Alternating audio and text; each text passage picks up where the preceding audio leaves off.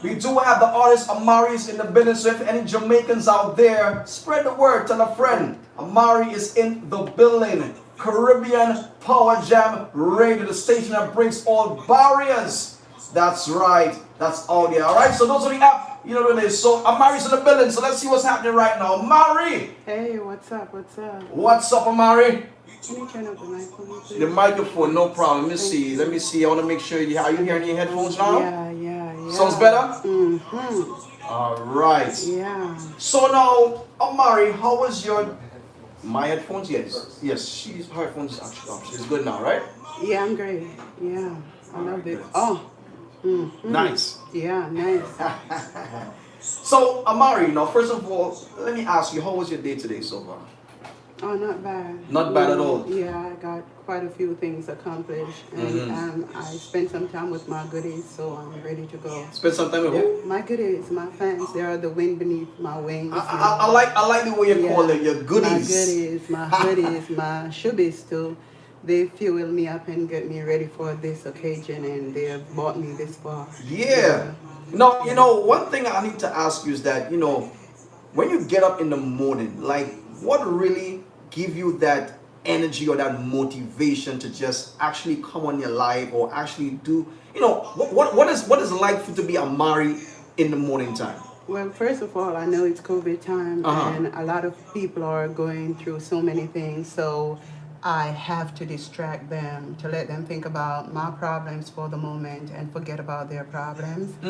And also think about my grandson with me being in the shelter at some point and not wanting him to go through that. Oh, wow. And I also think about the many children of Jamaica that their parents are struggling and they need an artist to step out there and make miracles happen for them, whether to put on a show, whatever they have to do to make life more beautiful for them. Wow, that's a lot that you just said there. I mean, listen, if that's the case, I think you're on the right track, because if that's all what you're doing to pretty much let everyone out there, you want to be a certain role model to those out there, I think that's a great achievement, and that's a great thing, right? Definitely. So, all right, let's start off by this, because I know there may be some people out there may not know who Amari is. Now, for myself, and I'm quite sure for some of our management team here, we see you on Instagram, we see you on social media, you are definitely trending, but they may have some of our jammers who definitely worldwide may not know who Amari is. So please, let us know, or let jammers know out there, who is Amari? Well, to be honest with you, my fans don't even know, because I try to stay on a certain level. But if they Google me, they'll be very surprised. I'm a singer, songwriter, radio broadcaster, motivational speaker. I'm also a doctor of divinity and pastoral counselor. Excuse me. Is that so? Yeah, and I went to school and I studied international law, criminal justice, psychology. Wait, stop for a second. Stop for a second. Because again, some people may not know all of these type of credentials and stuff that you have. No, and I purposely do that. Right. So I want you to start back over, because you mentioned law. Yeah. Now, I myself, when I did my little research and I saw that part of you, I was like, wow. Yeah. I mean, listen, that's a good thing right there. Oh, definitely. And all right, continue. Let me I stop never you so told much. my fans this, but I'm a pastoral counselor and a doctor of divinity. I was also a notary public. I think my license should be up by now, because I hardly use it, but I wear so many hats. Before I was 12 years old, I already wrote my first book, and it hurt so much, I tore it up, but from an early age. I also write poetry and everything else, and I'm also one of the biggest psychic you can ever imagine. You say biggest psychic? Yeah, I'll give you a reading that makes you wonder who the hell am I, but I try to keep that on the down low. On the down low, okay. Yeah, okay. I have the gift of tongues, and I have the gift of predicting and everything. But as Jesus said, you can have all these gifts and you have not love, you have nothing. Powerful. So, you're right. Yeah. You're right. And that word love is very powerful. And I think in the world today we need more love. Definitely need more love. Not only, to say, on a social media platform, as well as the whole world in general, we need a lot of love. Because I'm seeing too much negativity that's being pumped It's out far there. too much. And It's I think like, we need to stop. You know what I'm saying? I personally believe so. well, it's not going to be that easy because a lot of people, they can't give love because they never You received receive love. it. So, like my kids growing up, it was hard for me to embrace them and to kiss them because I didn't know what it was like to be embraced or kissed by a parent, So it's a learning process, I it's hear a that. journey. Now you Yeah. mentioned kids. How many kids do you have? I'm the proud mother of 13 children. Get out of here. Wait, hold Yeah. up, hold up. Hold up.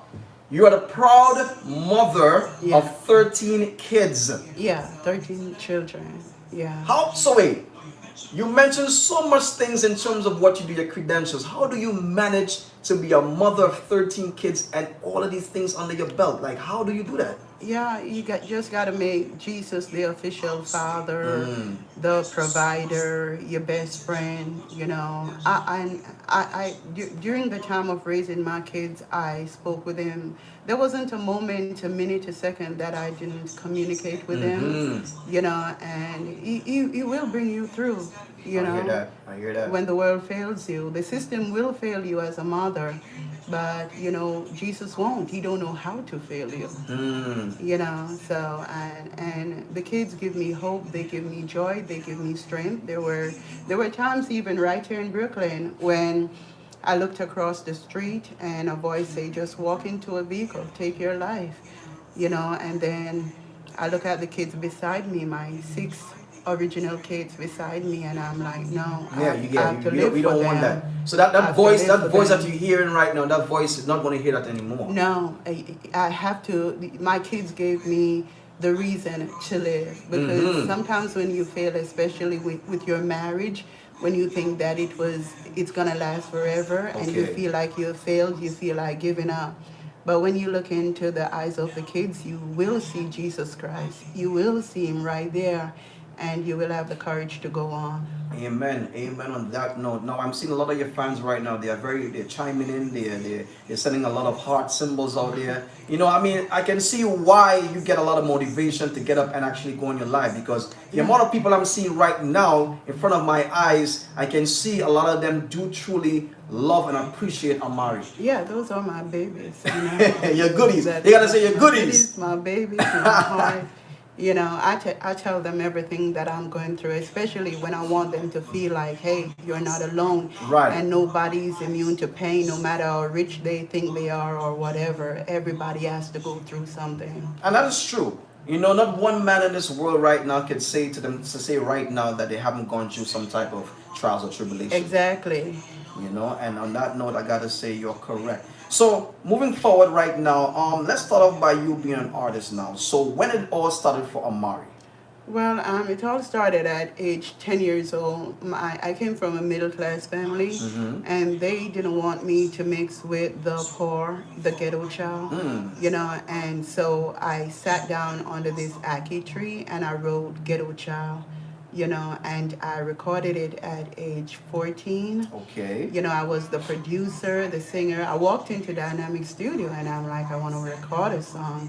And they're like, who's this Who little is this? girl? Who is this little girl coming Yeah. to us right now about a song? Like, who is this person? Right. And Now, before yeah. you go any further, you mentioned Aki Tree, right? You mentioned a studio's name. Now, I mean, your background, nationality, you're from? I'm from Jamaica, West Jamaica. Indies. Yeah. What part of Jamaica? I was originally born at Jubilee Hospital in St. Andrews. St. Andrews. And then we lived on Mountain View, and then my grandparents bought some land in Guys Hill, St. Mary. Okay. And I moved to Guys Hill, St. Mary. It's also known as St. Catherine. Yeah. Nice. So shout out to all Jamaicans out there. You know what I'm saying? No, I haven't got a chance to visit the island as of yet, but I'm quite sure soon I will. And I want to experience the good food. I want to experience all the, the historic parts of Jamaica as well. So much to experience. So once I've touched on Jamaica, we had to link up. Definitely. Yeah, understand. We have to link up. Definitely.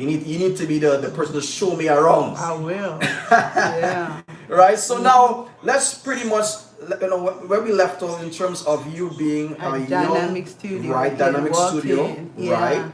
The likes of Dean Fraser was on my second song, you know, and Foundation right there. I hired a band and everything. They were like, "Where you gonna get the money?" I say, "I have all these family in America, in foreign." I always use the word foreign. And there was this cousin that believed in me. She was older than me, but What's she, her name? Merle. Merle? Was the Merle? No, I honestly don't Can't remember her remember. name. That's all right. You So know, whoever that cousin is, I mean, yeah, but is I she was alive close at to this point Merle, in and time? I don't know You don't because we know. lost contact. All You right. know, Merle was my cousin. The other one was my cousin, but it's not like it's my auntie. You know what I mean? I People in understand. I Jamaica. understand. But she liked my uncle, you know, and Okay. she believed in me. And she said, "I know that your family are in the U.S., so I will lend you the money to go to studio." And I'm like, "What?" You know, so when I walked into the studio with all this money, they're like, "Let's get to work. Let's call Now up there's a saying, everyone." money talks. Yeah, So once you have that money, is an easy thing, you know. that's it. They And opening doors for you. all doors open. I recorded Ghetto Child, then I went back and recorded Needing You and had Dean Fraser on it and everything, you know, and life just And took that was off. it. I Yeah, still, I was the superstar in my neighborhood. Yeah. now, what different type of genre of music do you get yourself involved in? Oh, I write different genres of music. I do reggae, hip hop, R&B, compa, gospel. I've written so many different types of music because as a child I was very sad. I felt very lonely not knowing my mom. Oh And so I wow. would listen to the radio constantly, RJR, JBC constantly, not knowing that God was training me for certain things, you know. And I wrote many songs, you know, depending on how. I just recently started to write dancehall. And so Yeah. now you see the thing is, and I must say this to you, Jammers out there, that you see everyone on this earth has a God-given talent. Yes. Now, again, this here is the works of God as Himself because at the end of the day, this was a last-minute interview, Last and I minute. said to myself, I had to have Amari on this show, and I personally, I don't like the negative.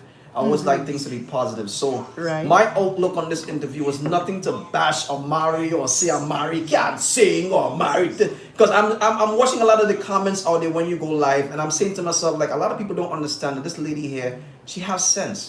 Now you may think that there may be some things that Amari does that kind of confuse you, but in her mind, I'm quite sure she knows what she's I know doing. exactly what I'm You doing. understand? And it has to be something that she's doing that is correct.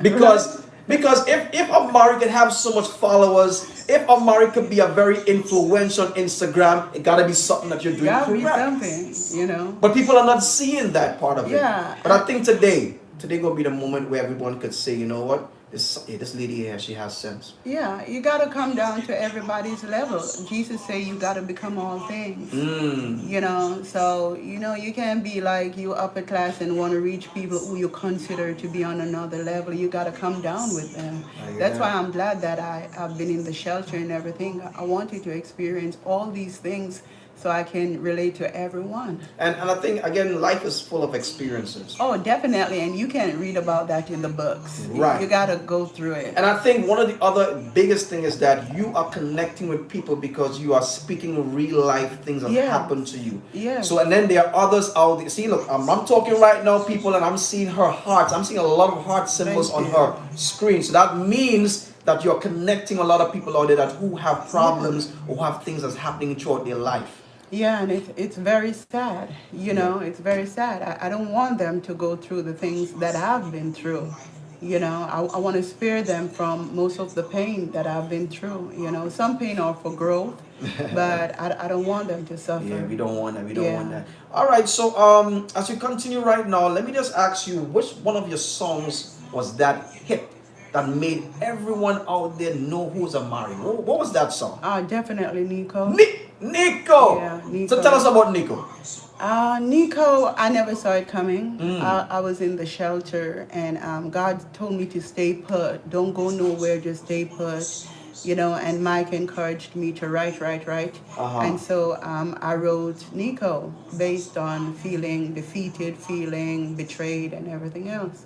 Now, I wrote defeated Nico. and betrayed. Now, was that to a lot of things that happen in life, or was that a particular someone, or was that What was that, influence for that song? It's my first artist that I signed, Gully Bop, to my Okay, record Gully Bop. label. Okay. And I invested thousands of Dollars dollars on into him. him. So when he started to get the shows and everything, he just cut me out of Cut you off. everything. And to make matters worse, he tarnished my name, set his fans up against me and everything else. And I felt defeated. Defeated. Yeah. So hence the reason why you created this song called Nico. Now, Yeah. I had an opportunity to interview Gully Bop. Yeah. All right, so big up to Gully Bop anywhere you at right now. Enough respect Yeah. to you because by all means, regardless of what you went through, you still pave a way in this dancehall. Oh, definitely. This dancehall arena. So I interviewed Gully Bop, very good artist, very full and very energetic. Yeah, you we know what I'm all saying? know. So all right, so Nico. So with that being said, let us introduce this song right now to our jammers. We're gonna come back again and talk some more, right? So Okay. before you do anything, I want you right now to introduce the song to all the listeners out there right now, all my jammers. Go ahead. Yeah, I want to introduce Nico to you. I hope you're able to relate to Nico because there's so many people that will try to destroy your life. This is my gift to you during the time of COVID-19. Nico, COVID-19, whatever, you mash up my life. You mess up her life, Nico.